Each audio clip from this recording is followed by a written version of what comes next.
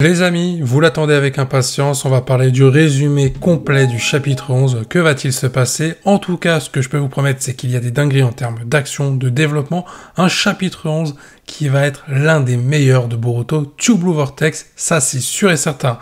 Si vous souhaitez encore plus d'informations ou que vous souhaitez tout simplement voir les pages de ce chapitre, n'hésitez pas à me rejoindre sur mon serveur Discord, le lien est dans la description. Sur ce, je ne vous fais pas attendre plus longtemps, on passe à ce qui nous intéresse avec le résumé complet de ce futur chapitre qui sortira le 20 juin. Le chapitre est intitulé Sérieux et il est représenté par Hidari pour ce qui est de la cover. Le début du chapitre démarre avec Himawari qui parvient à guérir la blessure d'Inojin grâce au pouvoir de Kyuubi. Elle demande ensuite à Shikadai de la laisser affronter Jura.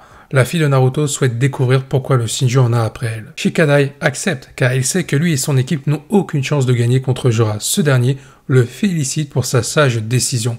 Il rajoute qu'il n'oubliera pas son nom car ils finiront par se retrouver un jour. Par contre, pour le cas de Chocho, elle n'est pas d'accord avec la décision de Himawari. Néanmoins, elle finit par être convaincue lorsqu'Himawari lui explique qu'elle a de grandes responsabilités avec son pouvoir lié à Kyuubi. Himawari et Jura commencent à s'affronter. Les deux s'échangent de puissantes attaques, notamment des Bijudaima. Jura est curieux de savoir comment Himawari arrive à exécuter ce type de technique et à évoluer très rapidement. Désormais, Jura a pris la décision de passer aux choses sérieuses. À Konoha, Sarada et ses camarades font toujours face à Hidari. La fille de Sasuke demande à celui-ci comment il a pu réaliser un Chidori. Hidari cherche à obtenir des informations sur les Sharingan de Sarada. Il comprend qu'il a besoin de ses pupilles pour maîtriser parfaitement le Chidori. Au même moment, Konohamaru demande au Shinju s'il a un lien avec Sasuke. Hidari rétorque qu'il ne sait pas qui il est et c'est pour ça qu'il est venu à Konoha. Suite aux demandes de Sumire de protéger Sarada car elle a compris que Hidari en avait après elle, Konohamaru tente d'affronter l'alter ego de Sasuke pendant que d'autres shinobi tentant d'aider Sarada ont été pris au piège et brûlés par Hidari. Konohamaru utilise le Rasengan pour neutraliser son adversaire, mais Hidari contre-attaque aussitôt avec le Chidori.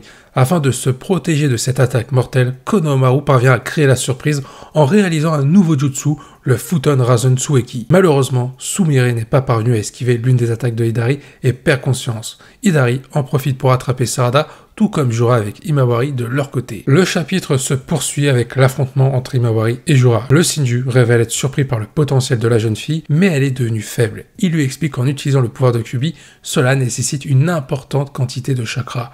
La puissance de Himawari reste inférieure au pouvoir de Jura. Au même moment, Kawaki et Delta volent en direction du champ de bataille, là où se trouve Himawari. Delta lui demande ce qu'il compte faire car ils ne sont pas de taille à les vaincre. Soudainement, Boruto les a survolés. De retour à Konoha, Sarada est attrapée par Hidari. Le Shinju veut savoir qui elle est réellement et ce qu'il gagnera en la dévorant. Sarada distingue une petite grenouille sur l'épaule de son adversaire. D'un coup, Boruto apparaît et se téléporte derrière Hidari. Profitant de l'effet de surprise, Boruto lui découpe sa main, celle qui tenait Sarada. Le chapitre se termine alors avec Boruto face à Hidari, qui rétorque Otsutsuki Boruto. Le chapitre 10 nous avait laissé sur une interrogation importante. Est-ce qu'Inojin allait mourir dans le chapitre 11 avec l'attaque qu'il avait subie de la part de Jura? Le chapitre 11 d'entrée nous répond à cette question. Himawari, avec le pouvoir de Kyuubi, est parvenu à soigner Inojin d'une mort certaine. Mais elle ne va pas s'arrêter là, elle ne va pas s'illustrer que sur ce pouvoir de guérison. Elle va montrer qu'elle est capable de faire quelques attaques sympathiques face à Jura, notamment le Bijudaima. C'était l'une des pages aussi qui nous avait été dévoilée, qui avait leaké officiellement il y a quelques jours. Alors, Himawari contre Jura, vous l'avez compris, c'était évident, Himawari n'allait pas être capable de vaincre Jura. Et d'ailleurs, ce chapitre, que ce soit Jura ou même Kyuubi, ils le disent clairement à Himawari. Himawari a certes un potentiel très intéressant qui est capable de surprendre Jura, mais sa puissance reste inférieure au Shinju. Pour deux raisons tout simplement. Parce que forcément, le pouvoir de Kyuubi nécessite l'utilisation d'une grande quantité de chakra, ce que ne peut pas faire forcément Himawari par rapport à ses réserves et par rapport à son expérience. Et on arrive forcément au deuxième point qui est l'expérience, la maîtrise du pouvoir de Kyuubi. Elle vient de l'obtenir dès maintenant. C'était évident qu'elle n'allait pas se battre comme Naruto autrefois avec Kyuubi. Naruto avait l'expérience d'utiliser le pouvoir de Kyuubi. Là, Himawari n'en est qu'à ses débuts. Pour l'instant, sa puissance est inférieure à Jura. Mais ce qui est intéressant, c'est que quand même, Jura prend en compte la puissance de l'adversaire, prend en compte ce que représente Himawari avec Kyuubi. Il est surpris par son potentiel et il est même intrigué par son évolution qui est plutôt rapide.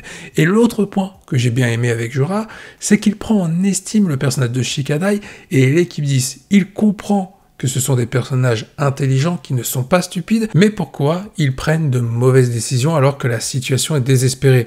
Il prend en compte notamment le moment où il les a avertis qu'ils n'auraient aucune chance face à lui, mais qu'Hyojin a tenté le diable en allant l'affronter et Hyojin a failli mourir. Jorah a soif de connaissances et essaye de s'intéresser aux ambitions ou aux actions de ses adversaires.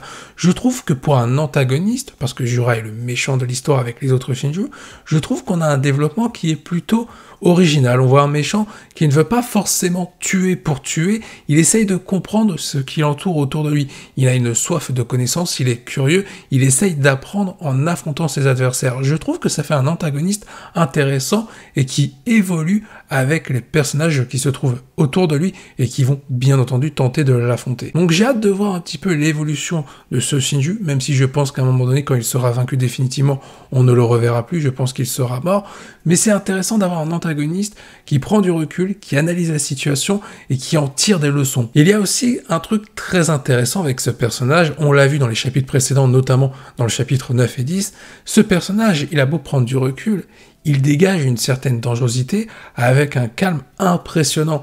Il n'hésite pas à exécuter des shinobi, notamment ceux qui étaient random, de manière très très froide.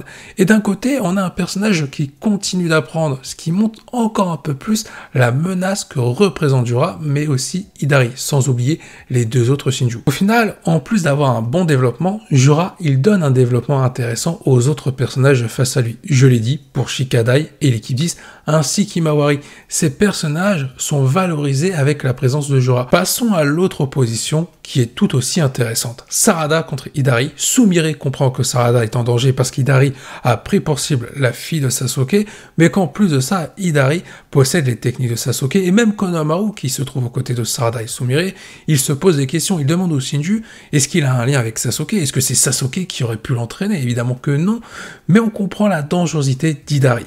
Même s'il a été déjoué une première fois par rapport à l'attaque de Sarada, Chidori contre Chidori, en fait Sarada a gagné parce que Sarada, avec son Sharingan, ses Sharingan, est parvenu à maîtriser beaucoup mieux le Chidori qu'elle possède par rapport à l'attaque d'Hidari, qui lui ne possède pas le Sharingan. Et d'ailleurs, il essaye de comprendre comment il peut remédier à cela. Comprenant que Sarada est en danger, Konohamaru décide de s'opposer brièvement face à Hidari. Alors, c'était l'une des pages qui nous avait été leak, on voit Konohamaru tenter un Rasengan sur son adversaire, et on voit surtout Hidari en train de riposter aussitôt avec un Chidori. On s'était dit qu'à ce moment-là, il y avait plusieurs options, mais qui n'étaient pas forcément positives pour Konohamaru. Soit on pensait qu'il allait se faire tué ou gravement blessé, soit il devait être sauvé encore une fois par un autre personnage. Une décrédibilisation qui aurait donc continué en termes de développement pour Konohamaru. Mais là on a eu une belle surprise. On a eu un Konohamaru qui a su directement contre-attaquer Hidari en utilisant une nouvelle technique. Alors après, Konohamaru en termes d'exploit, ça s'est arrêté là, mais pour une fois on a un Konohamaru qui brille, alors qui ne tient pas tête à Hidari, mais qui parvient à ne pas se faire avoir bêtement en se jetant dans la gueule du loup. Là, il a su riposter, et c'est ça qui est intéressant avec ce personnage. J'ai hâte de voir ce qu'il est capable de faire, non pas face à Hidari, mais face à Matsuri, lorsque celle-ci va décider de s'en prendre à lui. Je pense sincèrement qu'on peut avoir de belles surprises avec Konohamaru. De là à avoir un développement extraordinaire, je ne pense pas, mais un bon développement qui pourrait racheter la crédibilité de ce personnage, j'y pense sérieusement, et je pense que c'est possible. Par contre, je trouve qu'il y a quelque chose de décevant avec cette opposition face à Hidari. Je parlais de Konohamaru. Moi, je trouve qu'on a été surpris parce qu'on a vu que Konohamaru a été capable de s'en sortir par lui-même. Alors certes, ce n'était que sur un échange de coups, mais quand même. Là, je vais évoquer le cas de Sarada. On nous annonçait dans le chapitre 10 une Sarada autonome capable de rivaliser peut-être face à Hidari. Là aussi, c'était sur un échange de coups. Mais sur une première impression, on avait quelque chose de positif, quelque chose de prometteur. Mais le problème, c'est le chapitre 11 et ce qu'il nous propose avec Sarada. On se rend compte qu'elle a besoin des autres pour pouvoir briller. Que ce soit Sumire, que ce soit Konohamaru, ou même, et ça malheureusement c'était une crainte, l'intervention de Boruto qui gâche pour moi la présence, ou plutôt la mise en avant de Sarada. Boruto intervient face à Hidari et sauve par la même occasion une nouvelle fois Sarada. J'aurais aimé qu'elle se débrouille totalement toute seule. Alors peut-être que par moment on aurait pu avoir la présence de Konohamaru, comme ça a été montré dans ce chapitre, et par la suite Matsuri serait intervenu pour affronter Konohamaru, laissant toute seule Sarada face à Hidari, mais ça ne s'est pas produit. J'espère quand même que dans les prochains chapitres, Sarada pourra briller par elle-même avec pourquoi pas l'éveil à nouveau de son Mangaku Sharingan. Car si Boruto est là pour voler la vedette à Sarada en affrontant Hidari et pourquoi pas le tuer, bah on va louper une occasion de mettre en avant la fille de Sasuke, et ça, ce serait vraiment dommage. Après, attention, je ne dis pas qu'un duo Boruto et Sarada face à Hidari, ça ne serait pas intéressant. Au contraire, je pense que les deux personnages, l'un envers l'autre, peuvent en tirer du positif et un très bon développement. Surtout avec l'adversaire Hidari, qui représente l'alter ego de Sasuke. Donc, ça peut mener à une très bonne évolution pour Sarada et même Boruto par rapport à la promesse qu'il a faite envers Sasuke concernant la vie de Sarada. Ce que je ne veux pas, c'est que Boruto soit, on va dire, l'acteur principal de cette opposition. Je veux que Sarada soit maître de ses actions et maître de cette opposition, et que Boruto reste uniquement dans un rôle de support pour mettre en avant Sarada. Pour Boruto, c'est évident qu'il aura d'autres occasions de briller, beaucoup plus d'opportunités que Sarada. Boruto brillera face à Kawaki, face à d'autres adversaires, pourquoi pas Jura, ou une autre menace. Donc, il faut pas trop s'en faire pour Boruto. Là, il faut laisser la place à Sarada. Et j'ai peur aussi, alors là, il n'est pas apparu dans ce chapitre, mais j'ai peur que Mitsuki, lui, il ne puisse pas briller correctement. Parce que si on a déjà du mal à mettre en avant Sarada, alors qu'Hidari était l'adversaire idéal, j'ai peur que Mitsuki passe à la trappe. Parce que, est-ce qu'on peut vraiment parler de mise en avant lorsqu'on a eu le combat Mitsuki contre Boruto? Bah, je pense pas, parce que Mitsuki, il était clairement un niveau en dessous par rapport à Boruto. Donc j'espère que lui aussi aura le droit de briller à un moment donné. Peut-être qu'il va venir en aide à Eda et Demon face à l'alter ego de Bug, et là on verra un Mitsuki briller par ses propres moyens. Pourquoi pas? Dernier point que je vais évoquer, on le sait, Kawaki, ça a été montré dans ce chapitre, Kawaki et Delta se dirigent en direction du combat entre Jura et Imawari. Ils ont été surpris par l'intervention, ou plutôt le moment où Boruto les a survolés.